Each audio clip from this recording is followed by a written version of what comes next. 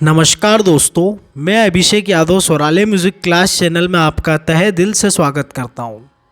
सर्वप्रथम मैं ये कहना चाहूँगा कि आज का जो वीडियो आपका है वो बहुत ही इम्पॉर्टेंट है, बहुत ही इम्पॉर्टेंट क्लास आपकी होने वाली है आज की।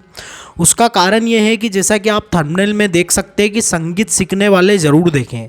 तो आज का जो हमारा वीडियो है वो ना ही सिर्फ किसी एग्ज़ाम को लेके है, इवन ये जितने भी संगीत सीखने वाले स्टूडेंट्स हैं, विद्यार्थी हैं, सभी के लिए ये वीडियो काफ़ी इम्पॉर्टेंट है। उसका कारण भी मैं बताता हूँ आपको कि ऐसा क्यों है। तो कारण ये है कि हमारी जो थ्योरी क्लासेस होती हैं वो कई स्टूडेंट ऐसे होते हैं जो हमको कॉल लगाते हैं कि सर ये यूजीसी नेट क्या होता है, या फिर ये DSSB हो रही है क्या होता है। क्योंकि हमारे चैनल से कुछ स्टूडेंट ऐसे भी जुड़ रहे हैं जो आज के समय में 11th-12th क्लास में हैं या फिर डिप्लोमा कर रहे हैं म्यूज़िक से। तो मैं उनको ये बताना चाहूँगा कि क्या होता है, ये सब कुछ आज हम वीडियो में क्लियर करेंगे। तो आज के समय में जो है म्यूज़िक जो हो गया है वो आपका कंपलसरी सब्जेक्ट हो गया है हर स्ट्रीम में, यानी आपके स्कूल्स में, कॉलेजेस में। तो कॉलेजेस में तो था ही, लेकिन स्कूल में भी आजकल कंपलसरी हो गया है। तो म्यूज़िक स्टूडेंट्स को हमेशा हर एक टीचर यही कहता है कि आपको म्यूज़िक में अगर आगे बढ़ना है तो आपका प्रैक्टिकल सब्जेक्ट यानी प्रैक्टिकल पक्ष, आपका प्रायोगिक पक्ष मजबूत होना चाहिए। क्योंकि म्यूज़िक में थ्योरी का कोई रोल नहीं है, ऐसा आपका हर एक टीचर कहते हैं। लेकिन मेरा मानना ये है कि आज के समय में को देखा जाए तो आपका प्रैक्टिकल के साथ साथ आपका थ्योरी पक्ष भी मजबूत होना चाहिए। उसका कारण ये है कि आजकल जितनी भी एग्ज़ामें होती हैं, जैसे UGC NET music exam, DSSB, MP TET music main exam, Bihar state, BPSC, NVS, KVS, EMRS, AWS, MPPSC, RPSC, अब इसमें जितनी भी एग्ज़ामों के मैंने नाम लिए हैं तो कुछ स्टूडेंट्स ऐसे भी हैं जिनको इनमें से कुछ एग्ज़ाम के नाम पता भी नहीं है कि ऐसी भी कोई एग्ज़ाम होती है क्या। तो मैं उनको बताना चाहूँगा कि ये सब एग्ज़ामें आपकी म्यूज़िक की होती है। प्रैक्टिकल के साथ साथ म्यूज़िक भी आज की तारीख में बहुत मतलब थ्योरी भी आपकी आज की तारीख में बहुत इम्पॉर्टेंट हो गया है। थ्योरी के बिना आप किसी भी एग्ज़ाम को क्रैक करके कोई भी जॉब पा नहीं सकते हैं। जैसा कि आप देख सकते हैं अभी हाल ही में जो DSSB एग्ज़ाम का जो नोटिफिकेशन आया था, अगस्त में पिछले साल आया था, तो उसमें आपका प्रैक्टिकल का कोई रोल रखा ही नहीं है उन्होंने, यानी कोई इंटरव्यू आपका नहीं है, सीधे आपके एग्ज़ाम और आपका सिलेक्शन। और एग्ज़ाम आपकी म्यूज़िक की थ्योरी जो होती है आपकी, उसी बेसिस पे आपकी एग्ज़ाम होगी, यानी MCQ क्वेश्चंस आएंगे, लेकिन आपकी थ्योरी के आधार पर ही आपका सिलेक्शन होगा। तो कुल मिला के मैं आपको ये कहना चाहता हूँ कि जितने भी संगीत के विद्यार्थी हैं, चाहे वो 11th-12th में हो या डिप्लोमा में हो, तो वो ये कतई ना सोचे कि हमको सिर्फ प्रैक्टिकल पे ध्यान देना है। अगर आपको आने वाले समय में जॉब्स पानी है या फिर आपको आने वाले समय में किसी अच्छी जगह पर जॉब या बिजनेस भी करना है, तो आपको थ्योरी आना बहुत ज़रूरी है। बिजनेस तो खैर ठीक है, लेकिन फिर भी अगर आप कोई गवर्नमेंट जॉब पाना चाहते हैं तो आपको थ्योरी अभी से मजबूत करना होगी। इसीलिए मैं आज आपके लिए 75 जो बेहद महत्वपूर्ण प्रश्न हैं आपके संगीत के, वो लेकर आया हूँ। ये शुरू करने से पहले मैं आपको बता दूँ कि जो स्टूडेंट्स ये सोचें कि सर ये तो कोई लेवल ही नहीं है क्वेश्चन का, बहुत बेसिक और बहुत ही नॉर्मल से क्वेश्चन है, तो मैं उनको बता दूं कि ये बेसिक क्वेश्चंस मैं आप लोगों के लिए इसीलिए लाया हूं कि जो 11th-12th के स्टूडेंट हैं या डिप्लोमा के स्टूडेंट्स हैं जिन्होंने अभी तक थ्योरी पे कभी भी ध्यान नहीं दिया है, उनको ये पता चले कि थ्योरी में होता क्या, एक्चुअली बेसिक थ्योरी है क्या संगीत में। मतलब अगर आपको ये 75 क्वेश्चंस नहीं आते हैं तो आपको कुछ भी नहीं आता है। एक प्रकार से मैं ये कहूँगा थ्योरी आपको ज़ीरो है आपकी थ्योरी। तो इसीलिए ये 75 में से तकरीबन आपके 70 क्वेश्चंस तो सही होने ही चाहिए। और जितनी भी एग्ज़ाम की कोई भी तैयारी कर रहा है, UGC NET, MP TET, Bihar state, BPSC, DSSB, तो उन स्टूडेंट्स को भी मैं यही कहूँगा, क्योंकि ज़्यादातर हमारे वीडियोस वही स्टूडेंट्स देखते हैं, तो उनको भी मैं यही कहूँगा कि आज ये आपकी एक प्रकार की एग्ज़ाम है कि बेसिक लेवल आपका कितना मजबूत है। यह आप इस चीज़ को यहाँ पे देख सकते हैं। पूरा वीडियो ज़रूर देखिएगा, इससे आपका फ़ायदा यही होगा कि आपका बेसिक लेवल मजबूत है कि नहीं है, यहाँ पे आपको ये पता चलेगा। एक्चुअल में ये मैं आपसे कहना चाहता हूँ। तो आपके जितने भी भाई बहन हैं या कोई फ्रेंड सर्कल में कोई ऐसा है जो अभी न्यू म्यूज़िक सीखना शुरू किया है, या कोई आपके बच्चे हैं आपके घर में, या फिर कोई आसपास कोई ऐसा स्टूडेंट या चाइल्ड रहता है जो म्यूज़िक से जुड़ा हुआ है, तो उसको इस वीडियो से ज़रूर जोड़ें ताकि उनको पता चले कि थ्योरी कितना इम्पोर्टेंस हो गया है। थ्योरी के बिना पर आप कोई भी जॉब म्यूज़िक में आगे चल के नहीं पा सकते हैं।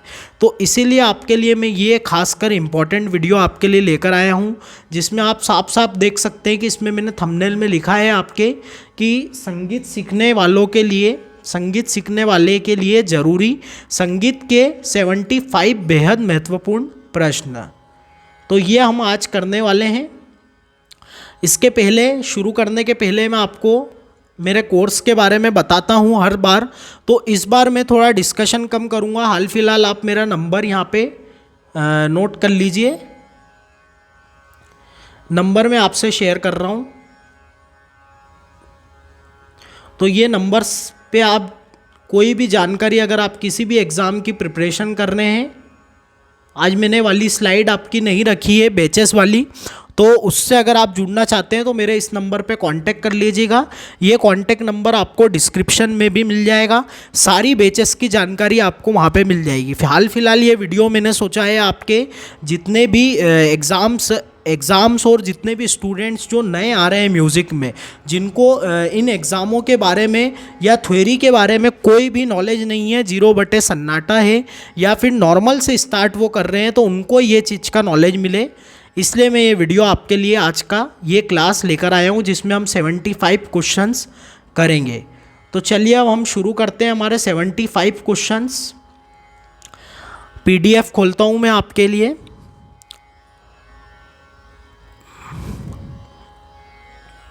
तो ये हमारी PDF है।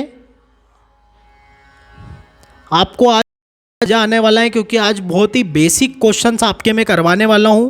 तो जो भी हमारे चैनल से नए जुड़ रहे हैं वो हमारे चैनल को प्लीज़ लाइक, शेयर और सब्सक्राइब जरूर करें, और वो भी दिल से आवाज़ आए तो ही करिएगा। यानी आपको अंदर से ऐसा फील आना चाहिए कि हाँ वाकई में हमने कुछ आपके लिए, स्वराले म्यूज़िक क्लास चैनल ने आपके लिए कुछ किया है। जब भी आप सब्सक्राइब या लाइक शेयर करिएगा, और शेयर ज़रूर करिएगा। शेयर इसलिए मैं कहूँगा कि हर एक जो स्टूडेंट्स हैं हमारे संगीत से जुड़ रहे हैं, कई स्टूडेंट से, इवन जैसे मैं अपनी खुद की भी बात करूं तो आज से 2 से 3 साल पहले मुझे भी UGC नेट के बारे में कोई नॉलेज नहीं था। फिर मेरे एक फ्रेंड ने मुझे बताया, तो मैंने UGC नेट के बारे में रिसर्च करा, पता करा कि होता क्या है एक्चुअल में, और फिर धीरे धीरे उस एग्ज़ाम की प्रिपरेशन करी। एक मैं डेडिकेटेड वीडियो UGC नेट का भी अलग से ला दूंगा आपके लिए कि क्या होता है क्या नहीं होता है। हाल फिलहाल आप ये समझे कि आपकी थ्योरी जो है बहुत इंपॉर्टेंट है हर एग्ज़ाम के लिए, जिससे आप किसी भी म्यूज़िक एग्ज़ाम को क्लियर करके जॉब पा सकते हैं, म्यूज़िक टीचर बन सकते हैं, प्रोफेसर बन सकते हैं। तो चलिए अब हम शुरू करते हैं। आपका पहला प्रश्न है, बिल्कुल आराम से और अच्छे से करेंगे हम सारे प्रश्न, इसमें बहुत ज़्यादा डिटेल में ना जाके, क्योंकि बहुत ही बेसिक क्वेश्चन है आपके, तो बहुत ज़्यादा डिटेल में ना जाके सिर्फ हम फटाफट हम सारे क्वेश्चंस निपटाएंगे। यानी 75 क्वेश्चंस आपके कब हो जाएंगे आपको भी पता नहीं चलेगा। तो चलिए शुरू करते हैं। सबसे पहला प्रश्न है आपका, संगीत किसे कहते हैं? गायन को, वादन को, नृत्य को, या तीनों के मिश्रण को? तो यहाँ पे ये बहुत ही बेसिक क्वेश्चन है। तो संगीत आपके गायन, वादन, नृत्य तीनों के मिश्रण को कहते हैं। सिर्फ गायन या सिर्फ वादन या फिर सिर्फ नृत्य, इन तीनों का अलग अलग हम अगर देखें तो वो आपका संगीत नहीं कहलाएगा। तीनों का मिश्रण जो होगा वो आपका संगीत कहलाएगा। पॉज कर करके आप भी आंसर दे सकते हैं, और लास्ट में आप कमेंट जरूर करिएगा कि आपके कितने प्रश्न, कितने क्वेश्चन करेक्ट गए। अगर 70 प्लस आपके या 70 से कम आपको नंबर आ रहे हैं, यानी आपको संगीत की थ्योरी आपकी बहुत ही ज़्यादा वीक है, क्योंकि बहुत ही बेसिक क्वेश्चंस मैंने इसमें रखे हैं। तो चलिए शुरू करते हैं हम। नेक्स्ट प्रश्न है आपका, ध्वनि आपकी कितने प्रकार की होती है? 4, 3, 2 या फिर 5? तो ध्वनि आपकी देखें हम, तो ध्वनि आपकी 2 प्रकार की होती है। पहली आपकी कर्कश ध्वनि, और दूसरी आपकी मधुर ध्वनि। मधुर ध्वनि, तो ये आप आपकी मधुर ध्वनि और कर्कश ध्वनि। नेक्स्ट चलते हैं हम। नेक्स्ट प्रश्न है आपका, संगीतिक ध्वनि किसे कहते हैं? नाद, श्रुति, स्वर या फिर सप्तक? तो आपका सांगीतिक ध्वनि जो होता है यह आपकी कहलाती है नाद। कुल मिला के मैं ये कहना चाहता हूँ कि जो आपकी मधुर ध्वनि है, मधुर ध्वनि से ही आपकी सांगीतिक ध्वनि ली गई है, तो वो ही आपकी क्या होती है? नाद होती है, जिसको हम नाद कहते हैं। और अभी आगे आपके नाद के प्रकार के बारे में भी डिस्कशन करेंगे हम। तो श्रुति, नाद से आपकी बनी है श्रुति, और श्रुति से बने हैं आपके स्वर, और फिर स्वरों से आपका सप्तक डिज़ाइन होता है। नाद जो है कुल मिला के आपकी जो ध्वनि है, आवाज़ है, वो मधुर आवाज़ को हम नाद कहेंगे। और संगीतिक ध्वनि मतलब कि ध्वनि, संगीत में ध्वनि शब्द का प्रयोग ना करके नाद शब्द का प्रयोग किया जाता है। और नाद से आपकी श्रुतियों को, यानी कुछ गिने चुने ऐसे आपके ध्वनियाँ निकली जिनको आपके श्रुति का नाम दिया गया, यानी कि जो मधुर थी। और फिर उसमें से भी कुछ ऐसी ध्वनियाँ छांट ली गई जो कि सबसे मधुर थी, और उनका नाम दिया गया स्वर। और स्वरों से फिर आपके बने सप्तक, यानी कि 7 स्वर का आपका एक सप्तक कहलाता है। सारे गमा पधा नी, ये जो आपका सारे गमा पधा नी, स्क्रीन थोड़ी छोटी है इसलिए ऊपर नीचे लिख रहा हूँ मैं। तो ये आपका सारे ग के बाद म, और ये फिर आपके 7 स्वर जो होते हैं इन्हीं का आपका सप्तक बनता है। अगर सा हम लगा देंगे आखिरी में तो वो आपका सप्तक नहीं कहलाएगा, ये आप याद रखेंगे। नेक्स्ट चलते हैं।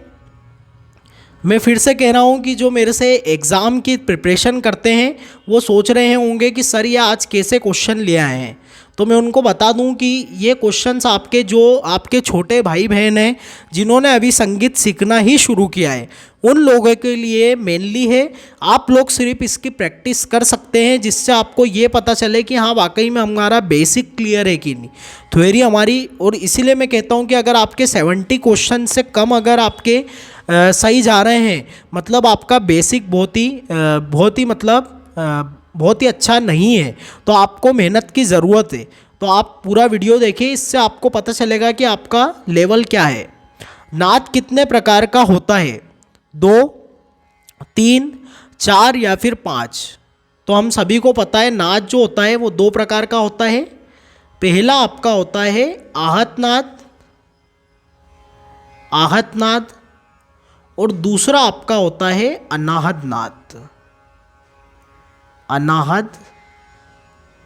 नाद। तो ये आप नोट कर लीजिएगा, ये आहत है और ये अनाहत है। तो इस प्रकार से, और आहत नाद जो होता है वो आपका संगीतिक वाला है, यानी कि जो हम हमारे संगीत में जाने जाते हैं, तो वो जो नाद होता है आपका संगीतिक ध्वनि वाला वो होता है आहत नाद। अनाहत नाद जो होता था वो बहुत ही प्राचीन काल में गंधर्व लोगों भगवान के लिए, ईश्वर के लिए उपयोग करते थे, यानी ईश्वर प्राप्ति के लिए उपयोग करते थे। नेक्स्ट प्रश्न है आपका, नाद की कितनी विशेषताएं होती है? अच्छा, इसके पहले मैं आपको बता दूं कि नाद के जो प्रकार हमने पढ़े हैं इसमें आपके 5 प्रकार माने हैं। एक प्राचीन ग्रंथकार है मतंग मुनि, उन्होंने आपके 5 प्रकार नाद के माने हैं, सूक्ष्म, अति सूक्ष्म, कर्णिम, और 2 ऐसे ही कुछ आपके 2 और हैं। तो इस प्रकार से 5 आपके नाद के प्रकार माने हैं। नाद की कितनी विशेषता होती है? 2, 3, 4 या फिर 5? तो नाद की आपकी कितनी विशेषता होती है? 3 विशेषता होती है। कौन कौन सी, वो मैं आपको क्लियर करता हूँ। नाद का ऊंचा नीचापन, हम सारे एंगल से इसको समझेंगे। नाद का ऊंचा नीचापन जो है आपका ये कहलाता है तारता, और इंग्लिश में इसको कहेंगे पिच। अब ये आपका क्या है, जैसा कि मैंने आपको बताया कि संगीतिक ध्वनि आपकी नाद है, तो नाद की तारता यानी आपकी जो आवाज़ है वो पतली है, मोटी है, उस हिसाब से जैसे आपने लेडीज़ों की आवाज़ देखी है और बच्चों की आवाज़ देखी है तो उनकी आवाज़ कैसी होती है? पतली होती है। तो वो चाहे कितना भी चीखें या कितना भी धीरे बोलें, उनकी आवाज़ का ये गुण ख़त्म नहीं होगा, उनकी आवाज़ पतली ही रहेगी। आप ये सोचें कि अगर धीरे बोल के मोटी हो जाए आवाज़, या कोई लड़का ये सोचे कि मैं पतली आवाज़ कर लूँ, तो उनकी जो आवाज़ है, जो ओरिजिनल आवाज़ है, वो उनकी वैसी ही रहेगी। मोटी है तो मोटी ही रहेगी। जैसे लड़कियों और बच्चों की आवाज़ जो रहती है वो ऊंची रहती है, क्योंकि उनकी आवाज़ पतली है तो ऊंचा स्वर उनका ज़्यादा निकलता है। और लड़कों और आदमियों की आवाज़ जो रहती है वो मोटी रहती है, तो उनका नीचा स्वर हमको देखने को मिलता है। इसीलिए नीचे स्वर से उनका स्टार्ट, खरज भी उनका बढ़िया जाता है। खरज यानी कि आपका मंद्र सप्तक। तो इस प्रकार से आपको थोड़ा सा ये याद रखना है। नेक्स्ट बात करें तो दूसरी आपकी विशेषता है, पहली विशेषता थी नाद का ऊंचा नीचापन, दूसरी आपकी विशेषता है नाद का छोटा बड़ापन। छोटा बड़ापन, तो ये आपका जो होता है नाद का छोटा बड़ापन, ये आपका कहलाता है तीव्रता।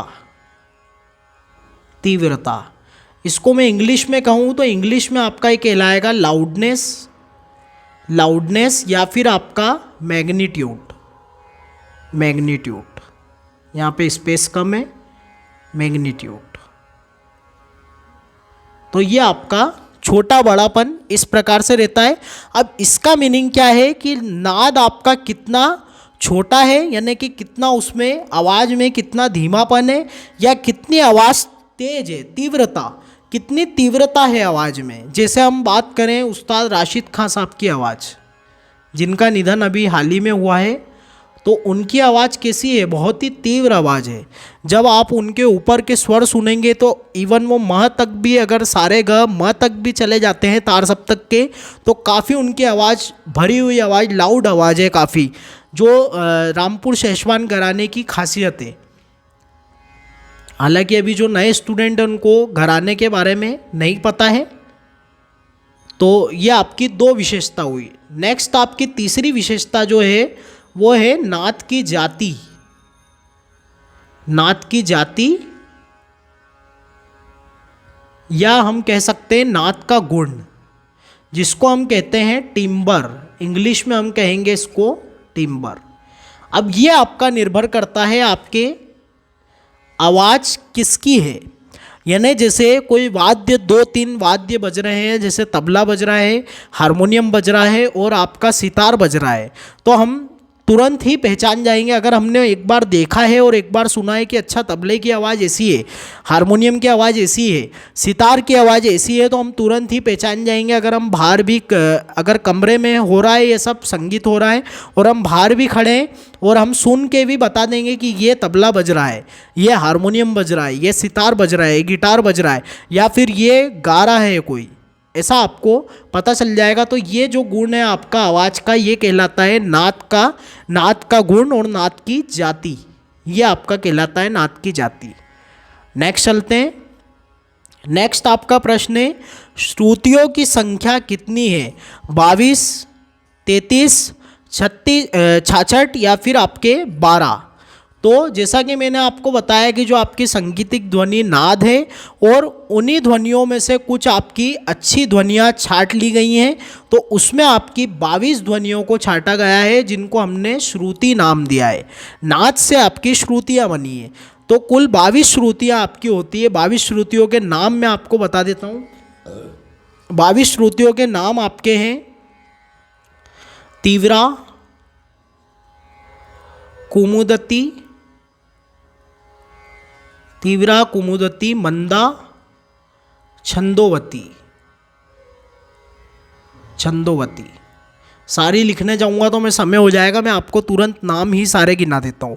तीव्रा, कुमुदती, मंदा, छंदोवती, दयावती, रंजनी, रक्तिका, रौद्री, क्रोधनी, वज्रिका, प्रसारणी, प्रीति, मार्जिनी, छीति, रक्ता, संदीपनी, अलापनी, मदंती, रोहिणी, रम्या, उग्रा और शोभिनी। आप गिन लीजिएगा, टोटल 22 श्रुतियाँ आपकी ये हैं। और आपके एक विद्वान हैं पार्श्वदेव नाम से, संगीत में कई सारे विद्वान हुए हैं, तो पार्श्वदेव जो आपके हैं उन्होंने आपके 66 श्रुतियाँ मानी है। ये 66 श्रुतियाँ उन्होंने मानी है। ऐसा इसीलिए है क्योंकि एक सप्तक में आपके टोटल 22 श्रुतियाँ होती है, और उन्होंने तीनों सप्तक की श्रुतियों को काउंट करा है। तो 22 से तीनों जब सप्तक की श्रुतियों को काउंट करा तो वो कितनी हो गई, 66 हो गई आपकी। उनका ग्रंथ है आपका संगीत समयसार। नेक्स्ट चलते हैं। नेक्स्ट आपका प्रश्न है, संगीत की उत्पत्ति कौन से देवता से मानी गई है? इसकी बात करते हैं।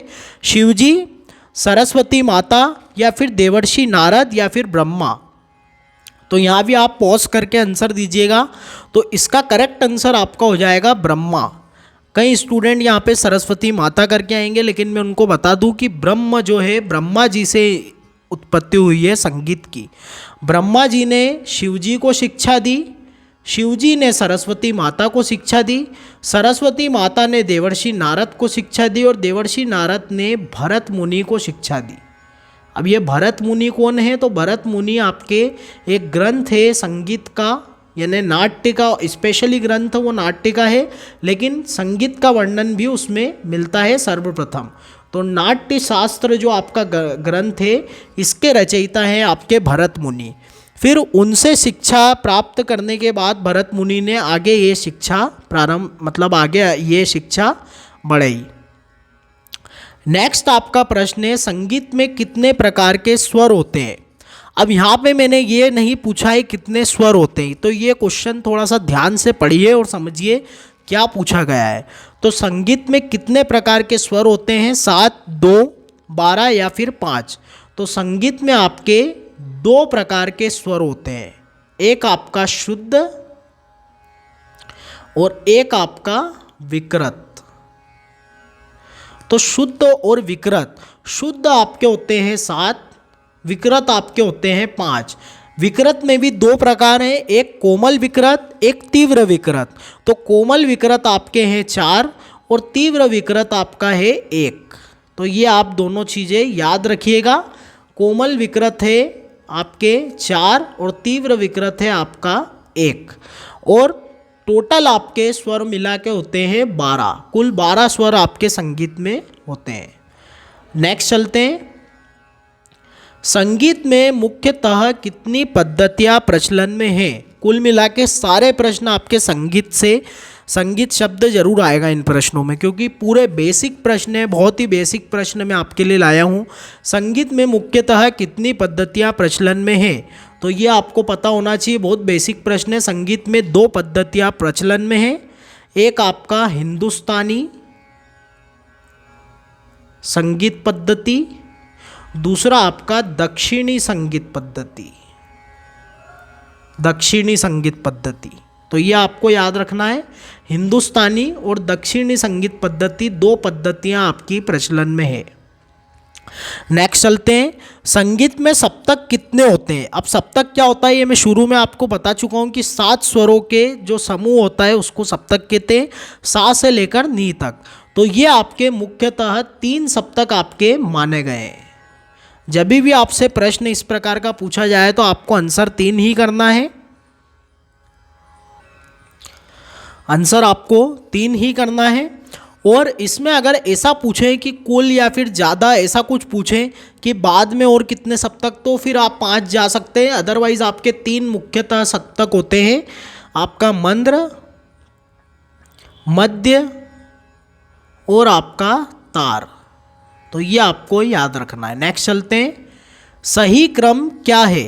अब यहाँ पे 4 ऑप्शन दिए हैं मैंने, और यहाँ पे आपके क्वेश्चन पूछा गया है कि सही क्रम क्या है।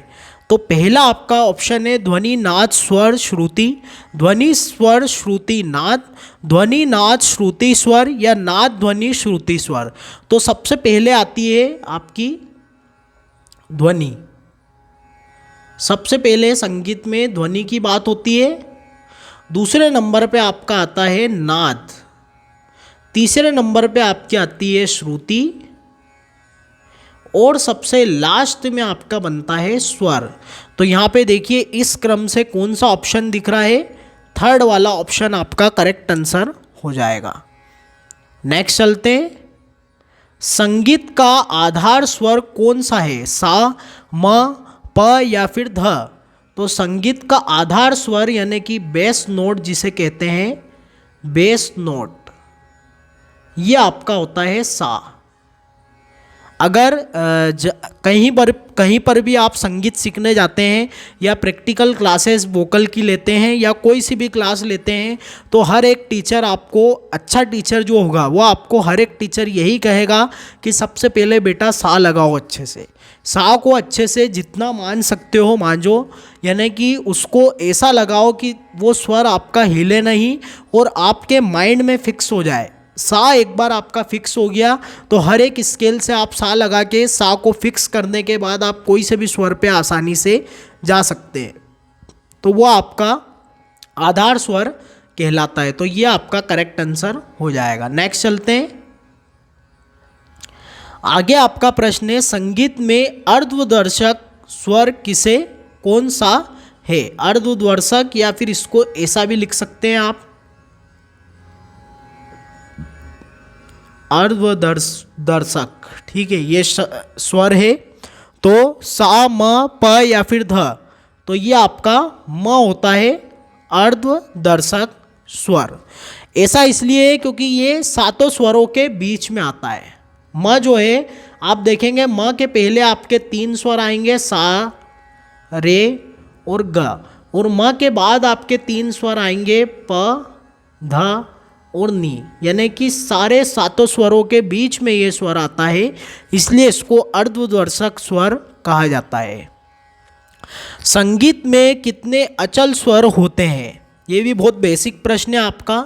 सबसे पहले आपको पता होना चाहिए कि अचल स्वर होता क्या है। तो अचल स्वर वो होता है जिनकी स्थिति चेंज नहीं होती है, यानी कुल मिला के ये मैं आपसे कहना चाह रहा हूँ कि जो अपनी स्थिति, जैसे उनका जो जगह फिक्स है, जैसे सा और प की जगह आप देखेंगे तो उनकी जगह फिक्स है, ना सा नीचे जाएगा ना ऊपर जाएगा। जैसे कोमल और तीव्र, जैसे ग और नी जो आपका है, ग या फिर रे, कोई सा भी स्वर आप दूसरा स्वर लेंगे तो ग को हम कोमल लगा सकते हैं, यानी उसको एक नीचे उसकी एक स्थिति और है, लेकिन सा और प की कोई स्थिति नहीं है। म को भी हम एक स्वर ऊपर तीव्र लगा सकते हैं, लेकिन प को हम तीव्र नहीं कर सकते। तो ऐसा आपका सा और प जो है वो आपका अचल स्वर है। तो आपके कितने स्वर हैं ऐसे?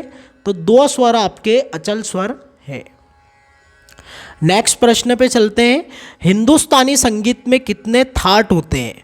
तो देखिए, हमारे हिंदुस्तानी संगीत में थाट जो माने गए हैं वो 10 माने गए हैं, और दक्षिण में आपके 72 थाट माने गए हैं। ये आपके दक्षिण के हैं 72, जिसमें थाट को मेल भी कहते हैं।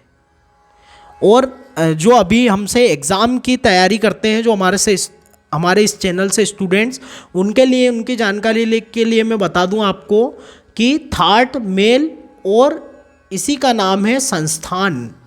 ये भी आपको पता होना चाहिए, जो कि बताया है आपके लोचन ने। जो बेसिक हमारे से स्टूडेंट जुड़ रहे हैं उनके लिए ठीक है कि उनको अगर नहीं पता है या एडवांस लेवल की जानकारी है ये थोड़ी, तो आप भी याद कर लीजिए, आपके लिए एग्ज़ाम में आने वाले समय में काम आएगा। तो करेक्ट आंसर इसका 10 थाट आपके माने गए हैं। बिलावल, कल्याण, भैरव, भैरवी, पूर्वी, आसावरी, मारवा, तोड़ी, और आपका बिलावल हो गया, बिलावल, कल्याण, भैरवी, भैरव, मारवा, तोड़ी, और आपके कल्याण, बिलावल, भैरव, भैरवी, तोड़ी, मारवा, पूर्वी, आसावरी और खमाज और काफ़ी। ठीक है, तो ये आपके 10 थाट है। नेक्स्ट चलते हैं। थाट पद्धति के जनक कौन है? पंडित वीडी पलुस्कर, पंडित वीएन भातखंडे, पंडित ओमकार नाथ ठाकुर, या फिर पंडित बालकृष्ण बुआ इस्लिंजीकर। अब मैं आपको बता दूं कि थाट जो होते हैं, थाट पद्धति जब से आई है तो आपके रागों को विभाजित कर दिया गया है, यानी कि थाट से ही, थाट को राग जन्य माना जाता है, यानी कि रागों का जन्मदाता। तो थाट पद्धति के जो आपके जनक हैं वो हैं पंडित वीएन भातखंडे। भातखंडे जी और पलुस्कर जी ऐसी महान विभूतियाँ हैं जिन्होंने हमारे संगीत को बहुत ही आसान बनाया है।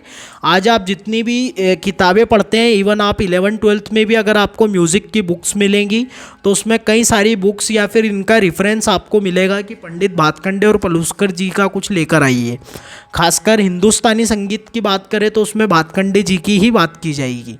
तो आपके डिप्लोमा की पढ़ें आप या फिर डिग्री की पढ़ें, कोई सी भी बुक्स पढ़ें, उसमें आपको भातखंडे जी का जिक्र होगा कि इनकी बुक्स लाइए आप, क्योंकि अधिकतर कोर्स इनका ही चलता है, इनके द्वारा बताई गई बुक्स ही पढ़ाई जाती है। नेक्स्ट प्रश्न और काफ़ी मज़ेदार और काफ़ी अच्छा प्रश्न है, राग की परिभाषा। अब बेसिक लेवल के जो आप स्टूडेंट्स हैं आपको पता होना चाहिए कि राग की परिभाषा क्या होती है। तो आपके यहाँ पे 2 पॉइंट दे रखे हैं, राग में कम से कम 5 और ज़्यादा से ज़्यादा 7 स्वर होते हैं। तो ये करेक्ट बात है या नहीं है, इस पे आप विचार करें, फिर मैं आंसर बताता हूँ। सेकंड प्रश्न है आपका सेकंड आपका पॉइंट है, स्वरों का वो समूह जिसको सुनने या गाने से मन में रंजकता और रसत्व पैदा हो, जो आनंद की अनुभूति कराए। तो क्या ये दोनों बातें सत्य है या आपका दोनों कथन गलत है, या फिर आपका पहला सही है दूसरा गलत है, या कथन एक गलत है दूसरा सही है? तो आपका इसका करेक्ट आंसर आप बताइए। तो इसका करेक्ट आंसर आपका हो जाएगा कथन 1 और 2 दोनों ही सही है। देखिए, राग में कम से कम 5 स्वर लगते हैं और ज़्यादा से ज़्यादा आपके 7 स्वर रागों में प्रयोग होते हैं। अगर 5 स्वर से कम है तो वो आपका राग नहीं कहलाएगा, और 7 स्वर से ज़्यादा हैं तो वो भी आपका, पहली बात 7 स्वर से ज़्यादा होंगे ही नहीं, क्योंकि 7 स्वर जो आपके हैं शुद्ध उन्हीं का प्रयोग किया जाता है। तो ऐसा भी आपका नहीं होने वाला है। आगे बात करें स्वरों का वो समूह, तो ये भी बिल्कुल ठीक बात है कि मन में रंजकता रसत्व पैदा हो, जो आनंद की अनुभूति कराए, ऐसा आपका समूह होना चाहिए। तो अगर आप भविष्य में अच्छे कलाकार हैं या बनना चाहते हैं, या आगे आप बन गए हैं कलाकार, तो आप फिर राग बनाने की सोचते हैं, तो आप ये बात का भी ध्यान दें कि उसमें एक आनंद की अनुभूति होना चाहिए जो भी आप स्वर समूह बनाए। नेक्स्ट चलते हैं, थाट में कम से कम कितने स्वर होते हैं? 3, 2, 7 या फिर 5? तो थाट की बात करें तो थाट में कम से कम पूछें या ज़्यादा से ज़्यादा पूछें, थाट में आपके 7 स्वर होते हैं। थाट का जो क्रम होता है वो आपका कैसा होता है? आरोही क्रम होता है। ये भी आपको याद रखना है। थाट का क्रम आपका जो होता है वो आपका आरोही क्रम होता है। नेक्स्ट चलते हैं, राग की, इसका करेक्ट आंसर 7 है। ठीक है, नेक्स्ट चलते हैं, राग की मुख्यतः कितनी जातियां होती हैं? 3, 7, 9 या फिर 5? तो अगर आप 9 के साथ जा रहे हैं तो आप बिल्कुल गलत हैं। राग की आपकी मुख्यतः 3 ही जातियां होती है, फिर उनकी उपजाति मिला के कुल आपकी 9 जातियां बनती है कुल। लेकिन मुख्य आपकी कितनी है? 3। कौन कौन सी आपके? ओढ़व, ओढ़व यानी 5 स्वर वाले, षाढ़व यानी 6 स्वर वाले, और तीसरा आपका है संपूर्ण यानी कि 7 स्वर वाले। नेक्स्ट चलते हैं, राग के मुख्य स्वर को क्या कहते हैं? संवादी, अनुवादी, वादी या फिर विवादी? तो यहाँ पे आपके राग के जो मुख्य स्वर होता है उसको हम कहते हैं वादी स्वर। वादी स्वर आपका राग का मुख्य स्वर होता है, यानी कि जब भी राग गाया जाता है तो सबसे इम्पॉर्टेंट जो ध्यान दिया जाता है वो वादी स्वर को ध्यान रखा जाता है। जैसे हम यमन राग गाते हैं तो यमन राग में आपका ग जो होता है वो आपका वादी स्वर होता है। तो ग को विशेष तौर पे बार बार कोई भी कलाकार लगाएगा जिससे वादी स्वर प्रदर्शित हो और राग की सुंदरता दिखे। वादी के बाद आपका होता है संवादी, यानी सेकंड नंबर का जो इम्पॉर्टेंट स्वर होता है वो आपका संवादी होता है। और उसके बाद जितने भी स्वर आपके आते हैं वो अनुवादी के अंतर्गत आते हैं। और विवादी स्वर आपका राग का शत्रु स्वर होता है, यानी कि जो राग में लगता ही नहीं है, लेकिन कभी कभार कोई कलाकार इसमें खूबसूरती लाने के लिए, राग में खूबसूरती लाने के लिए कभी कभार किसी विवादी स्वर का प्रयोग कर सकता है, लेकिन कभी कभार ही, हमेशा अगर करा जाएगा तो इसमें आपकी राग की हीनता मानी जाएगी और कलाकार को भी गलत माना जाएगा कि इसने अच्छा गाना सीखा नहीं है या अच्छा इसने शास्त्रीय संगीत इसको नहीं आता है। नेक्स्ट प्रश्न है आपका, वादी स्वर को प्राचीन काल में क्या कहते थे? राजा स्वर, अंश स्वर, जीव स्वर या फिर रानी स्वर? तो प्राचीन काल की बात करें तो वादी स्वर को अंश स्वर कहते थे।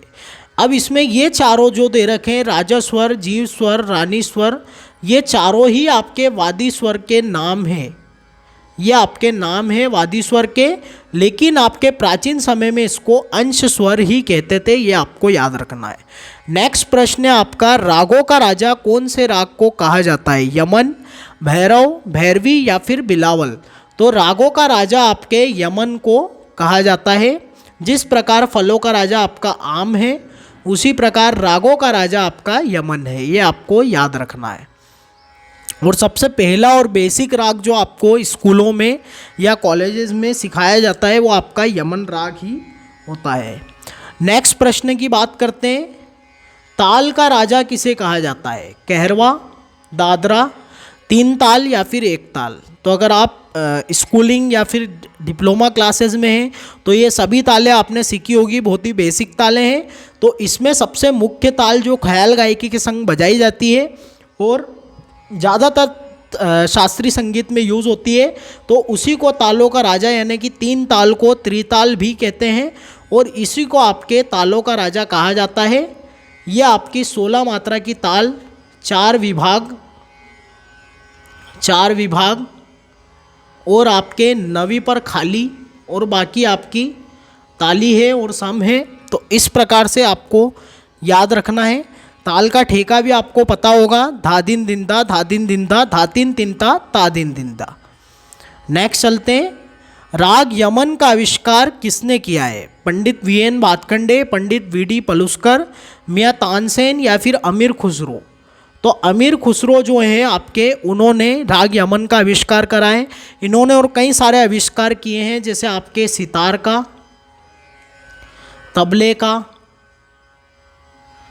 ख्याल का, ख्याल मीन्स छोटा ख्याल, ये आप याद रखिएगा कि इन्होंने छोटे ख्याल का आविष्कार किया है 14वीं शताब्दी में। तो छोटे ख्याल का, तराने का, कव्वाली का, ऐसे कई सारे आविष्कार आपके अमीर खुसरो जो हुए हैं उन्होंने किया है। 1213 ईस्वी में इनका जन्म हुआ था एटा ज़िले में। तो ये आप याद रखिएगा कि कई सारे आविष्कार इनके देखने को मिलते हैं। रागों में भी इन्होंने कई सारी साजगिरी एग्ज़ाम की दृष्टि से आप याद कर सकते हैं, साजगिरी, सरपर्दा, पुरिया, ऐसे इन्होंने कई सारे रागों का आविष्कार भी किया है। नेक्स्ट चलते हैं, बड़े ख्याल का आविष्कार किसने किया है? वाजिद अली शाह, गुलाम नबी शोरी, अमीर खुसरो या फिर सुल्तान हुसैन बिन शर्की? तो बड़े ख्याल का आविष्कार आपके किया है सुल्तान हुसैन बिन शर्की। यहाँ पे स्टूडेंट कंफ्यूज हो जाते हैं, यहाँ पे अमीर खुसरो नहीं लगाइएगा। सुल्तान हुसैन बिन शर्की ने आपके बड़े ख्याल का आविष्कार करा है, वो भी 15वीं शताब्दी में। यानी पहले आपका छोटे ख्याल का आविष्कार हुआ है और बाद में आपके बड़े ख्याल का आविष्कार हुआ है, तो याद रखिएगा। नेक्स्ट प्रश्न पे चलते हैं। नेक्स्ट प्रश्न है आपका, वादी संवादी गायन समय राग की जाति, राग में लगने वाले स्वरों आदि का पता कौन से गीत से प्रस्तुत होता है? सरगम, ख्याल, लक्षण गीत, तराना? तो अगर आप बेसिक संगीत सीख रहे हैं तो आपको पता है कि लक्षण गीत नाम का जो गीत होता है उसमें आपके वादी संवादी गायन समय राग की जाति और ये सभी का पता आपके लक्षण गीत से चलता है। लक्षण गीत इसका करेक्ट आंसर हो जाएगा। नेक्स्ट चलते हैं, लय मुख्यतः कितने प्रकार की होती है? बहुत ही बेसिक प्रश्न है। तो लय क्या होता है, सबसे पहले ये आपको पता होना चाहिए। तो एक समान गति जो होती है आपकी, एक समान गति जो आपकी होती है वो आपकी क्या कहलाती है? लय कहलाती है।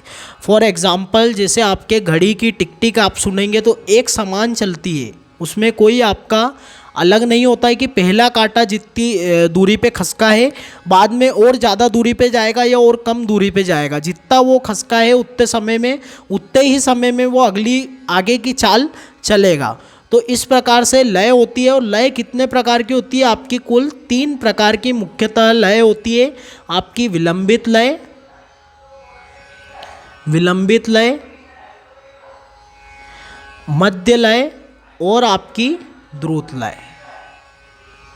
नेक्स्ट चलते हैं, रागों की रानी किसे कहा जाता है? राग पूर्वी, राग आसावरी, राग भैरवी या फिर राग कल्याणी।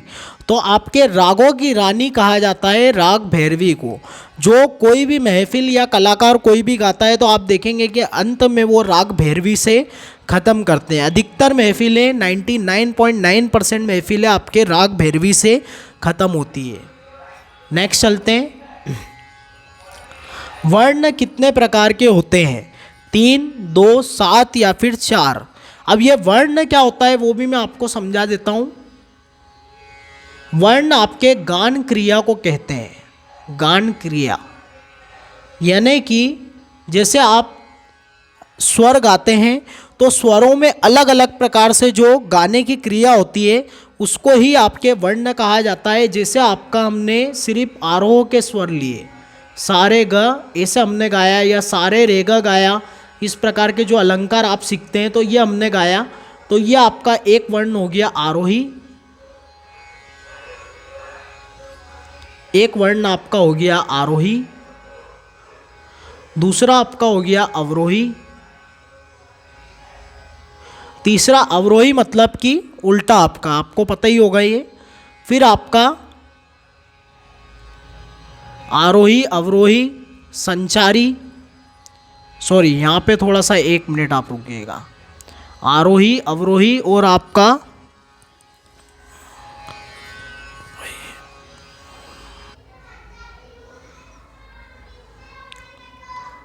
तो आपका एक होता है स्थायी वर्ण जो एक सरी का, जैसे सासा रे रे ग गा, इस प्रकार के जो स्वर है। और एक आपका जो मैं आपको बता रहा था संचारी यानी कि मिक्स वर्ण, यानी यहाँ पे आपका क्या होगा, मिक्स स्वर होंगे। कभी सारे ग आते समय आपके सानी ध कर दिया, अवरोह के ले लिए, फिर बीच में स्थाई के वर्ण के ले लिए। तो इस प्रकार से जो मिक्स आपका कहलाएगा वो आपका संचारी वर्ण होगा। तो ये आपको याद रखना है। नेक्स्ट चलते हैं। नेक्स्ट आपका प्रश्न है, राग के कितने लक्षण होते हैं? 3, 10, 7 या फिर 4। तो राग के आपके लक्षण होते हैं 10। प्राचीन में आपके जाति गान होता था उसके भी कितने आपके लक्षण हैं? 10 लक्षण हैं। तो वही लक्षण यहाँ पे राग के लक्षण होते हैं। जैसे आपके ग्रह स्वर यानी कि प्रारंभ का स्वर, वादी स्वर, संवादी, वादी स्वर, तार, मंद्र, संवादी नहीं होगा, तार, मंद्र यानी सप्तक के जो आपका है सप्तक भी उसमें आएगा, न्यास, अपन्यास, ये सब कुछ, आरोह, अवरोह, ये सब कुछ आपका राग के लक्षण में आएगा। नेक्स्ट चलते हैं, संगीत सम्राट तानसेन का जन्म कहाँ हुआ था? वृंदावन, बेहड ग्राम ग्वालियर, भोपाल या फिर मेहर। तो आपके तानसेन जो संगीत सम्राट हैं बेहड ग्राम ग्वालियर में इनका जन्म हुआ था। और वृंदावन जो है, वृंदावन में इनके गुरु स्वामी हरिदास जो इनके गुरु हैं उनका जन्म हुआ था। स्वामी हरिदास जी से इन्होंने शिक्षा प्राप्त करी और अकबर के नवरत्नों में इनका नाम शामिल है। तानसेन जी का बहुत बड़े कलाकार थे ये। नेक्स्ट चलते हैं, संगीत सम्राट तानसेन की बेटी का नाम क्या था? सरस्वती, हुसैनी, मृगनयनी, गंगा। तो संगीत सम्राट तानसेन की बेटी का नाम था आपके सरस्वती, हुसैनी इनकी पत्नी का नाम था।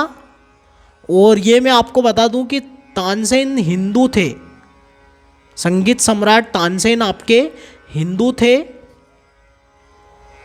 तन्ना मिश्र जो है इनका नाम मिलता है। बाद में इनका नाम मोहम्मद गोश जी के द्वारा संगीत सम्राट तानसेन मतलब तानसेन हो गया, मुस्लिम नाम इनका हो गया। हुसैनी जो है वो इनकी पत्नी का नाम था। और मृगनयनी जो है ये आपके मानसिंह तोमर जी, अगर आपने नाम सुना हो तो मानसिंह तोमर की पत्नी का नाम जो है वो आपके मृगनयनी है। नेक्स्ट चलते हैं, पंडित वीएन भातखंडे जी का जन्म कब हुआ था? कृष्ण जन्माष्टमी पे, श्रावण पूर्णिमा पे, दीपावली पे या फिर होली पे?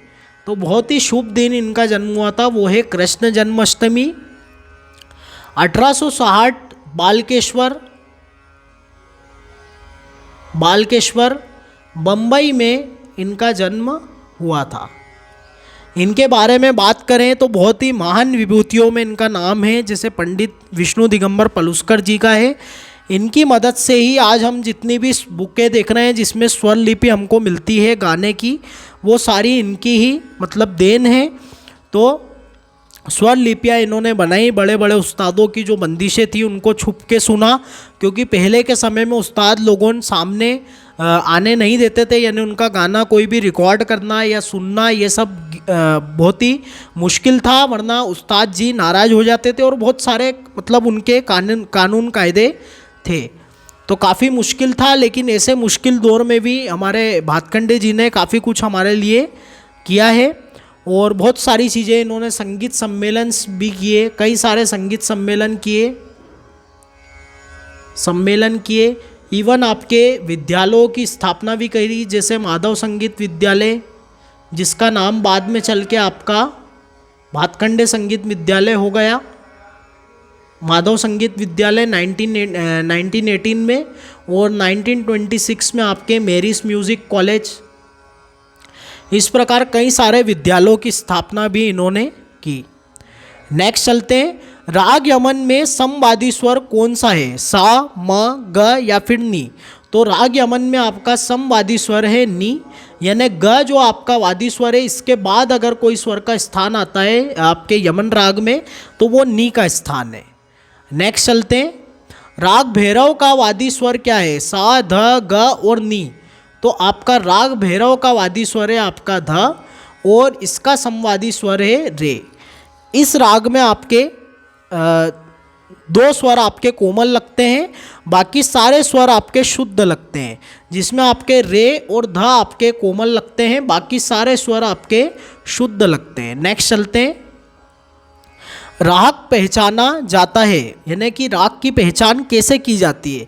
आरोह अवरोह से, थाट से, पकड़ से या फिर गायन समय से? तो राग की पहचान आपके पकड़ से होती है। राग में एक पकड़ नाम का जो आपका शुरुआती अंग होता है आरोह अवरोह के बाद, जिससे हम किसी भी राग को पहचान सकते हैं। ऐसा भी कहा जाता है कई रागों के स्वर सेम होते हैं, तो उसमें फिर आपका पकड़ से ही पहचाना जाता है। अगर कुछ स्टूडेंट ये सोचे कि सर राग तो आरोह अवरोह से ही पहचाना जा सकता है, लेकिन कुछ राग ऐसे भी हैं जिनके स्वर आपके सेम होते हैं, तो उनको पहचानने के लिए, जैसे आपके मैं एग्जांपल दूं तो पुरिया, सोहनी, आपका मारवा, काफ़ी मतलब स्वर एक जैसे ही हैं, लेकिन गाने का तरीका और उनको स्वरों को लगाने का तरीका अलग अलग है, वादी समवादी अलग अलग है। तो इस प्रकार से पकड़ से आपका पहचाना जाएगा कि ये कौन सा राग है। तो करेक्ट आंसर आपका पकड़ कहलाएगा। नेक्स्ट चलते हैं, कितने थाट कोमल विकृत स्वरों से युक्त हैं? अब यहाँ पे आपको थोड़ा सा रिमाइंड करना होगा, सारे थाट आपको पता होना चाहिए, तो मैं यहाँ पे लिख देता हूँ सारे जो आपके कोमल विकृत हैं। काफ़ी थाट है जिसमें ग और नी आपका कोमल होता है। खमाज है आपका, जिसमें आपका सिर्फ नी कोमल होता है। फिर आपका काफ़ी हो गया, आपका खमाज हो गया। भैरव है, भैरव में रे कोमल और ध कोमल होता है। फिर आपका भैरवी हो गया, भैरवी में आपका रेग धनी चारों कोमल होते हैं। और एक आपका कौन सा है जो बच रहा है, वो आपका है आसावरी। आसावरी जो आपका है इसमें गधनी कोमल होता है। यानी यहाँ पे सिर्फ बात की गई है कोमल विकृत, शब्द को ध्यान दीजिए, विकृत स्वरों की बात नहीं की है। विकृत में तीव्र भी आएंगे, लेकिन यहाँ पे कोमल विकृत। अगर तीव्र की बात करते हैं तो यहाँ पे पूर्वी भी आ जाता आपका और मारवा भी आ जाता, लेकिन यहाँ पे तीव्र विकृत की बात नहीं की है। यमन भी, इवन कल्याण भी आपका आ जाता। तो कोमल विकृत के हिसाब से आपका ये करेक्ट आंसर, यानी कि 5 ऐसे आपके थाट होंगे, भले ही आप करके देखिएगा। काफ़ी, खमाज और आपका भैरव भैरवी और आसावरी। बाकी पूर्वी, तोड़ी, मारवा ये सब इसलिए नहीं होंगे क्योंकि इसमें तीव्र म उपयोग हुआ है। कल्याण नहीं होगा। बिलावल में तो सारे शुद्ध ही हैं। तो इस प्रकार से आप याद रखिएगा। नेक्स्ट चलते हैं। स्वरों को झटके से गाना क्या कहलाता है? खटका, मींड़, गमक और मुर्खी। तो ये सब आपके गायन में प्रयोग होने वाले आभूषण की तरह है, यानी एक प्रकार से अगर इनको हम गाते हैं, इन जो क्रियाएं हैं ये खटका, मींड़, गमक, इनको हम गाते हैं तो हमारे गाने में सुंदरता आती है। तो आपके झटके से लगने वाली चीज़ जो होती है वो होता है खटका। नेक्स्ट चलते हैं। संगीत में गले की तैयारी के लिए सबसे महत्वपूर्ण किसे माना गया है? अब देखिए, जब भी हम कोई भी व्यक्ति या कोई भी संगीत सीखने के लिए छात्र जाता है, स्टूडेंट जाता है, तो उसको टीचर बोलते हैं कि आपके गले की तैयारी आपको करना है।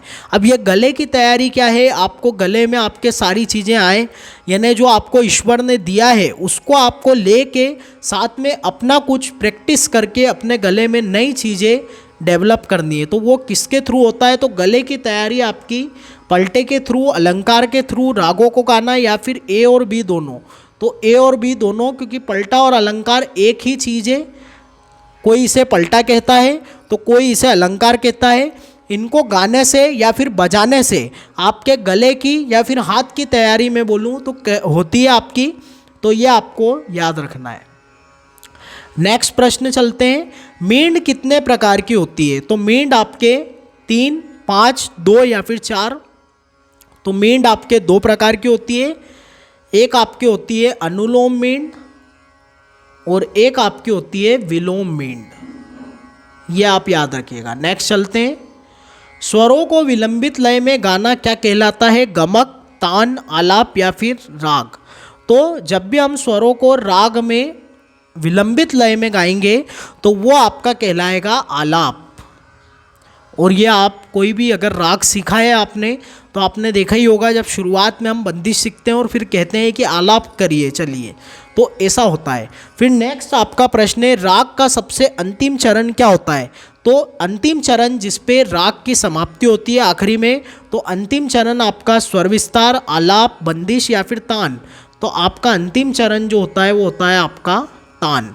सबसे पहले स्वर विस्तार होता है, स्वर विस्तार के बाद आपके बंदिश गाई जाती है, तीसरे नंबर पे आपका आलाप होता है और लास्ट में आपका तान से राग को ख़त्म किया जाता है। ताने लेके रागों की बंदिश को ख़त्म कर दिया जाता है। नेक्स्ट प्रश्न है, आलाप के प्राचीन नियम को क्या कहते थे?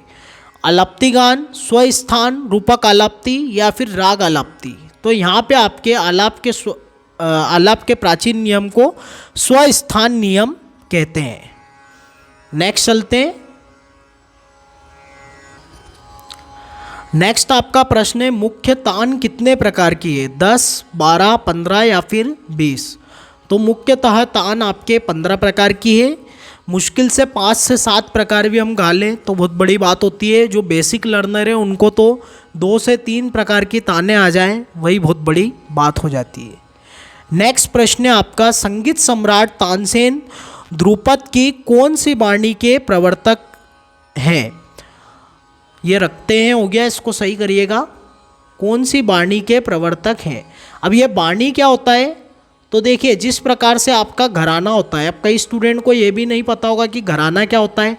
देखिए, यहाँ जितने भी एग्ज़ाम्स स्टूडेंट जुड़ रहे हैं उनको तो सबको पता है, लेकिन जो बेसिक लर्नर है उनकी मैं बात कर रहा हूँ। तो घराने की बात करें तो घराना आपका क्या होता है? जो भी आपके गुरु शिष्य परंपरा से जुड़े हुए कलाकार होते हैं और आगे चल के उनकी पीढ़ी दर पीढ़ी संगीत को सीखते हैं, और 4 से 5 पीढ़ी जब कंप्लीट हो जाती है तो वो अपना एक संपूर्ण घराना बना लेते हैं कि हमारे संगीत हमारी पीढ़ियों से चला आ रहा है। तो वो आपका घराना कहलाता है। और ध्रुपद जो आपकी गायकी होती है, इसमें घराने को वाणी का नाम दिया गया है। तो यहाँ पे जो आपकी 4 वाणियाँ जो होती है उसमें गोबरहार वाणी जो है इसके प्रवर्तक आपके मियाँ तानसेन हैं। डागुर वाणी और खंडार वाणी की बात कर लें तो खंडार वाणी के आपके सम्मोहन सिंह हैं, सम्मोहन सिंह। डागुर वाणी के आपके ब्रजचंद्र, ब्रजचंद। और नोहार माणिक्य आपके श्रीचंद है। ध्रुपद गायकी की बात करें तो ध्रुपद गायकी का आविष्कार 15वीं शताब्दी में मानसिंह तोमर जी द्वारा हुआ है। मानसिंह तोमर, तो ये आपको याद रखना है। नेक्स्ट चलते हैं। संगीत का सबसे पहला और प्राचीन ग्रंथ जिसमें संगीत का वर्णन मिलता है वो कौन सा है? संगीत रत्नाकर, संगीत मकरंद, नारदी शिक्षा या फिर नाट्यशास्त्र। तो सबसे पहला ग्रंथ जो प्राचीन ग्रंथ है जिसमें संगीत का वर्णन मिलता है वो आपका है नाट्यशास्त्र, जो कि भरत मुनि जी द्वारा लिखा गया है। इसमें संगीत के कितने आपके अध्याय मिलते हैं? तो कुल 6 अध्याय मिलते हैं और टोटल इसमें 36 अध्याय हैं। 28 से लेकर 33 अध्याय तक आपके संगीत का वर्णन मिलता है। नेक्स्ट चलते हैं। कौन से ग्रंथ को हिंदुस्तानी और दक्षिणी दोनों संगीत पद्धतियों का आधार ग्रंथ माना गया है? संगीत रत्नाकर, नाट्यशास्त्र, बृहदेशी या फिर इसको बृहदेशी करिएगा, ये ब्रह्मदेशी हो गया है, टाइपिंग मिस्टेक हो गई।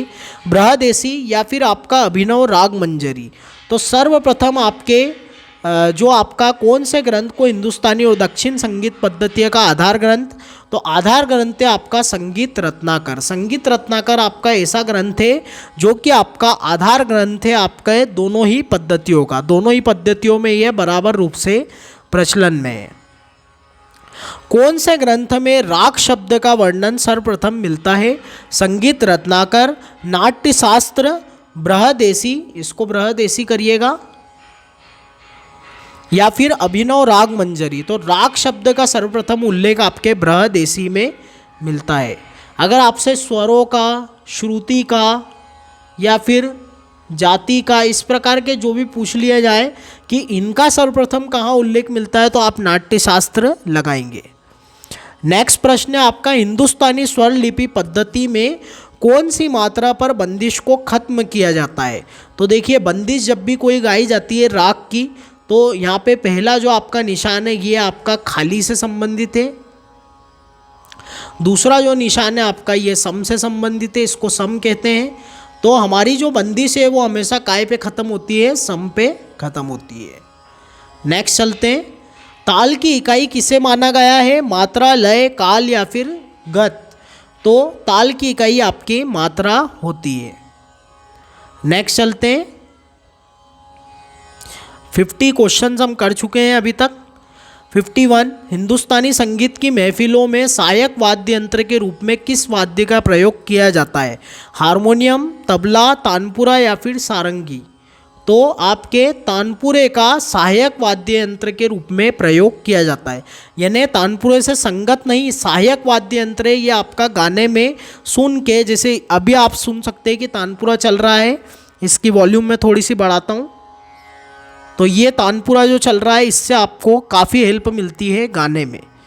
यानी शुरुआती हम जब सीखते हैं तो कोई भी अच्छे कलाकार जो होते हैं, अच्छे टीचर जो होते हैं, वो आपको सजेस्ट करेंगे कि आप तानपुरे पे ही गाना बजाना करें।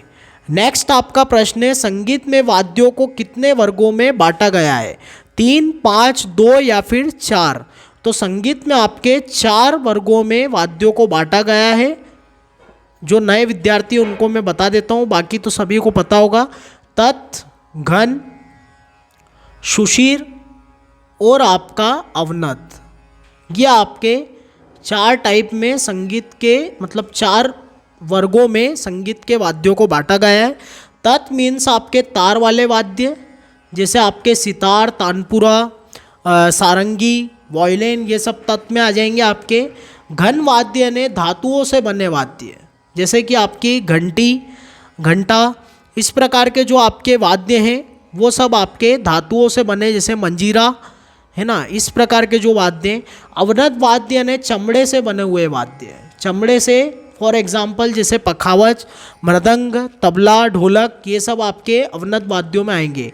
और सुशीर और लास्ट आपका है, उसका मतलब है हवा से ध्वनि निकलने वाले वाद्य, यानी फूंक से बजने वाले, या फिर हम हवा से उत्पन्न ध्वनि वाले, जैसे हारमोनियम, बांसुरी, ये सब आपके सुशीर वाद्यों के अंतर्गत आएगा। नेक्स्ट प्रश्न चलते हैं। सितार वाद्य वाद्य यंत्रों की किस श्रेणी में आता है? तो अभी मैंने आपको बताया कि तत्वाद्य जो होते हैं वो तार वाले होते हैं, तो तत् इसका करेक्ट आंसर हो जाएगा। तबले में कुल कितने वर्ण होते हैं? 6, 8, 2 या फिर 10? तो वर्ण यानी वही आपका जो हम अभी स्वरों में देख रहे थे, रागों में, संगीत में, गाने में देख रहे थे, तो उसी प्रकार बजाने में भी यानी जो आपके पटाक्षर बजते हैं तबले पे उन्हीं को हम वर्ण कहेंगे। तो आपके 10 वर्ण कुल होते हैं, जिसमें आपके 2 संयुक्त वर्ण होते हैं यानी कि जो मिलकर बजाए जाते हैं, यानी दोनों जो तबले की जोड़ी है बायां और दायां एक साथ, उसमें 2 होते हैं, धा और धिन। और आपका 2 जो होते हैं वो बाएं पर बजते हैं सिर्फ, जैसे घे और कत आपका देख सकते हैं आप। और बाकी आपके 6 वर्ण जो होते हैं ये आपके बाएं पर बजते हैं, ता, तीन और भी जैसे तिरकेट, ऐसे अलग अलग आप देख सकते हैं। नेक्स्ट चलते हैं। तबले में बजाने के लिए, अब यहाँ पे ये आप ना सोचिएगा कि संगीत, आपने कहा बेसिक प्रश्न कराएंगे गाने के, तो ऐसा नहीं। संगीत में आपका तबला भी आता है, सितार भी आता है, गायन भी आता है, नृत्य भी आता है। तो आपको संगीत मतलब आपको सारे प्रश्न पता होना चाहिए। अभी हाल ही में जो आपका MP टेट का पेपर हुआ था, कुछ स्टूडेंट्स ने दिया था, कुछ ने नहीं दिया था। तो MP टेट में आपके वाद्यों के प्रश्न पूछ लिए गए थे गाने के विद्यार्थियों से। तो ऐसा कुछ नहीं है, संगीत में आपका सब कुछ आएगा, तो आपको सब कुछ पता होना चाहिए। नेक्स्ट आपका प्रश्न है, तबले में बजाने के लिए कितने घर होते हैं? अब जो आपका तबला होता है, जैसे आपकी ये चाटी होती है इस प्रकार की जो आपकी होती है, देखिए मेरी ड्राइंग बहुत अच्छी नहीं है, आपको थोड़ी हंसी भी आएगी कि ये कैसी ड्राइंग है। तो ये जो चाटी आपकी होती है, इसमें जो ये मारने की जो जगहें होती है, ये आपका घर होता है। तो ये आप याद रखिएगा। तो ये आपके कुल कितने घर होते हैं? 16 आपके घर होते हैं। 8 आपके क्या होते हैं? गट्टे होते हैं। और 48 आपकी क्या होती है? बद्दियाँ होती है। तो ये सब आपको पता होना चाहिए। नेक्स्ट चलते, तानपुरे का पहला तार सामान्यतः कौन से स्वर में मिला होता है? तो तानपुरे का पहला तार जो होता है आपका वो मंद्र प में मिला होता है। इसमें मंद्र प करिएगा ये, तो प सा सा ये इसका क्रम होता है, प सा सा सा, तो ये आपका क्रम होता है। अंत वाला मंद्र का होता है, ये वाला आपका मध्य का होगा, प सा सा, ये दोनों मध्य के होंगे। एक बार फिर से मैं लिख देता हूँ, प सा सा सा, ये आपका मंद्र का होगा, बाकी दोनों आपके मध्य के होंगे, बीच के। नेक्स्ट चलते, तानपुरे का तुम्बा किससे बना होता है? लौकी से, कद्दू से, कटहल से या फिर A और B दोनों से? तो तानपुरे का तुम्बा यानी जैसे ये तानपुरा है आपका, तो ये जो नीचे वाला पार्ट आपका तानपुरे का होता है, यही आपका तुम्बा होता है, इससे आपके तार जुड़े होते हैं। तो ये आपका जो तुम्बा होता है, ये ब्रिज है आपका, तो ये जो तुम्बा है ये किससे बना होता है? ये पूछा गया है। तो ये आपका लौकी और कद्दू दोनों से बना होता है, तो A और B दोनों आपका करेक्ट आंसर हो जाएगा। कौन से जानवर की खाल का प्रयोग करके तबला बनाया जाता है? बकरे की, हाथी की, बाघ की या फिर हिरन की?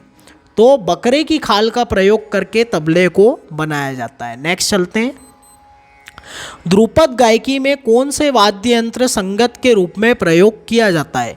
तबला, पखावज, मृदंग या फिर ढोलक? तो बहुत ही सिंपल प्रश्न है, पखावज का उपयोग होता है आपके ध्रुपद गायकी में। नेक्स्ट प्रश्न ऐसे हैं कि ज़्यादा कुछ डिटेल में पढ़ने जैसा नहीं है, सिंपल बेसिक आपके आंसर है। मांड कहाँ का प्रसिद्ध लोक धुन है? गुजरात, महाराष्ट्र, दिल्ली या फिर राजस्थान? तो बहुत ही बेसिक प्रश्न है आपके लिए। रावण हत्था कहाँ का प्रसिद्ध लोकवाद्य है? तो ये आपका गुजरात, महाराष्ट्र, दिल्ली या फिर राजस्थान? तो राजस्थान का प्रसिद्ध वाद्य है। शास्त्रीय नृत्य मुख्य कितने होते हैं? तो शास्त्रीय नृत्य मुख्य आपके 8 होते हैं, चाहे तो आप नोट कर लीजिए, मैं आपको बता देता हूँ। सबसे पहला और इम्पॉर्टेंट आपका है भरतनाट्यम, जिसको नेशनल डांस भी कहा जाता है। भरतनाट्यम, मोहिनीअट्टम,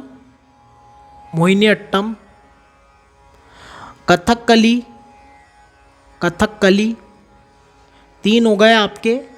चौथा आपका है कथक, 5वां आपका है कथक हो गया, चाहू। छठा आपका है उड़ीसी डांस। छठा आपका है उड़ीसी डांस। सातवां आपका है गुड़िया नृत्य। गुड़िया नृत्य। और आठवां आपका है कुचिपुड़ी। कुचिपुड़ी। तो ये सभी डांस आपके शास्त्रीय नृत्य हैं। नेक्स्ट चलते हैं, कथक नृत्य कहाँ का है? तो ये आपका है उत्तर प्रदेश का, यूपी का। नेक्स्ट चलते, भरतनाट्यम कहाँ का नृत्य है? उत्तर प्रदेश, केरल, आंध्र प्रदेश या फिर तमिलनाडु? तो ये आपके भरतनाट्यम तमिलनाडु का नृत्य है। नेक्स्ट आपका है कथकली कहाँ का नृत्य है? उत्तर प्रदेश, केरल, आंध्र प्रदेश या फिर तमिलनाडु? तो ये आपके है केरल का। बहुत ही बेसिक प्रश्न मैंने रखे हैं। फादर ऑफ डांस किसे कहा गया है? बिरजू महाराज, लच्छू महाराज, अच्छन महाराज या फिर उदय शंकर जी? तो उदय शंकर को फादर ऑफ डांस कहा गया है। ये आपके पंडित रविशंकर के ब्रदर है। नेक्स्ट चलते हैं, इनको सारे ही डांस करते आते थे, यानी कि ये मिक्स आप कह सकते हैं कि सारे प्रकार के डांस ये कर लेते थे, इसीलिए इनको फादर ऑफ डांस की उपाधि दी गई है। नेक्स्ट प्रश्न है आपका, पंडित शिव कुमार शर्मा कौन सा वाद्य यंत्र से संबंधित है? सरोद, सितार, संतूर या फिर सारंगी? तो ये आपके संतूर से संबंधित है। संगीत में सर्वप्रथम किस कलाकार को भारत रत्न मिला है? पंडित रविशंकर, लता मंगेशकर, उस्ताद बिस्मिल्लाह खां या फिर MS शुभलक्ष्मी जी? तो इन सभी को भारत रत्न मिला है, लेकिन सर्वप्रथम मिला है आपके MS शुभलक्ष्मी जी को। तो ये आप याद रखिएगा। लता मंगेशकर जी और उस्ताद बिस्मिल्लाह खां साहब इनको 2001 में मिला है। पंडित रविशंकर 1999।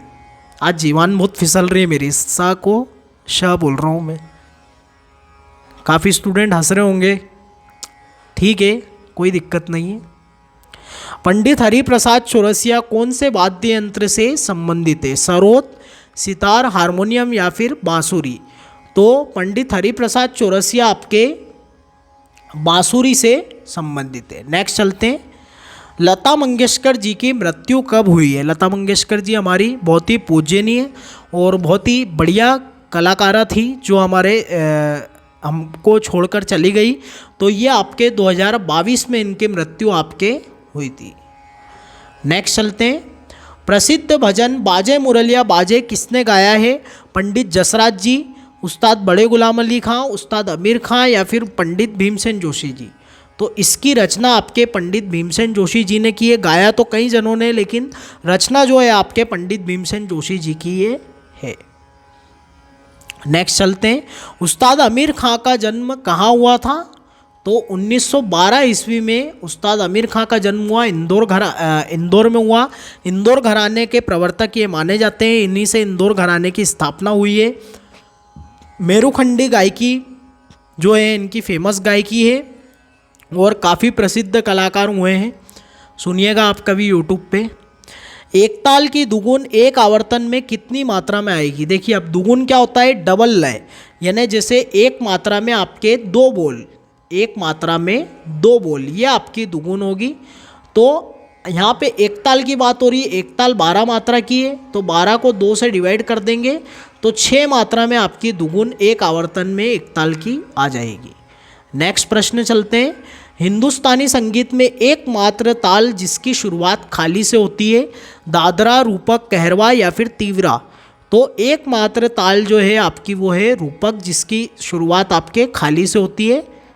ती, तीना, धी, ना, धी, ना, ये इसके बोल हैं। 3 विभाग में बटी हुई है, खाली से इसकी शुरुआत होती है।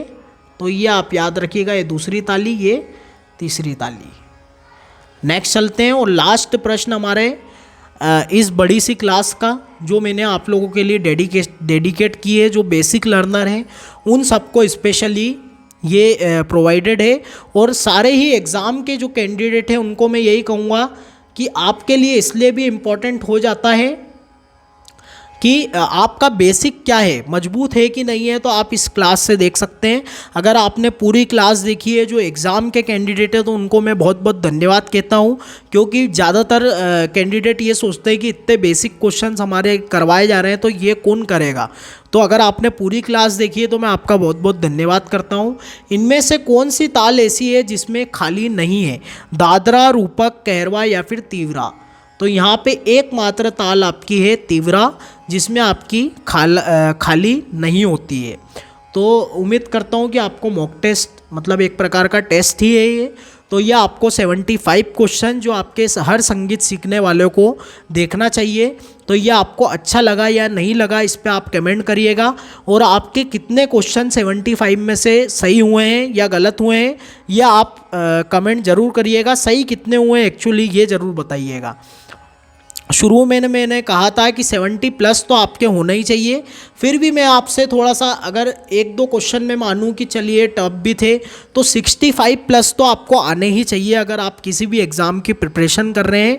और बेसिक लर्नर जो हमारे चैनल से जुड़ गए हैं, तो उनसे मेरी विनती है कि आप प्रैक्टिकल जो पक्ष है उसको तो आप निखारते ही हैं, अच्छा गाते ही हैं और आगे और करेंगे भी प्रैक्टिस कर करके, लेकिन आप थ्योरी को भी अच्छा करें, क्योंकि आने वाले समय में ये अभी आपको पता नहीं चलेगा। आप छोटी क्लासेस में हैं, डिप्लोमा में हैं, 12th में हैं या डिग्री कर रहे हैं, नॉर्मल सी बैचलर डिग्री कर रहे हैं, तो आपको अभी ये चीज़ पता नहीं चलेगी। लेकिन जब आप किसी जॉब की तैयारी करेंगे तब आपको ये चीज़ अखरेगी कि काश मैं शुरू से पढ़ता होता तो आज 2-3 साल में मेरी काफ़ी अच्छी तैयारी हो जाती। तो उम्मीद करता हूँ कि आपको मेरा जो थ्योरी का महत्व मैंने समझाया है और जितने भी मैंने क्वेश्चंस करवाए इसमें पूरी मैंने मेरी जी जान लगा दी है। पीडीएफ से लेकर आपको हर कुछ इसमें सब कुछ अच्छा कुछ मिलेगा। तो आपने पूरी क्लास भी इसीलिए देखी है। तो उम्मीद करता हूँ कि आपको क्लास बहुत ही अच्छी लगी होगी। और अगर आपको मेरी मेहनत अच्छी लगी हो, आपको मेहनत लगा हो कि मेहनत की है मैंने और स्वरालय म्यूज़िक क्लास चैनल आपके लिए अच्छा काम कर रहा है, तो आप सारी मेरी 100+ वीडियोस देख सकते हैं, यूट्यूब चैनल पे अवेलेबल हैं। तो लाइक भी करिए, शेयर भी करिए और दिल से आवाज़ आए तो मेरे चैनल को सब्सक्राइब भी करिए। तो लाइक शेयर ज़रूर करिएगा इस वीडियो को, खासकर आपके भाई बहन और फ्रेंड्स को। तो चलिए यहीं पे वीडियो वाइंड अप करते हैं, यहीं पे क्लास हमारी वाइंड अप करते हैं।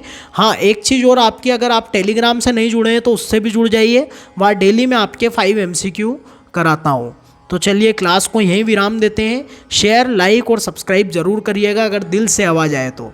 Thank you so much. जय श्री राम।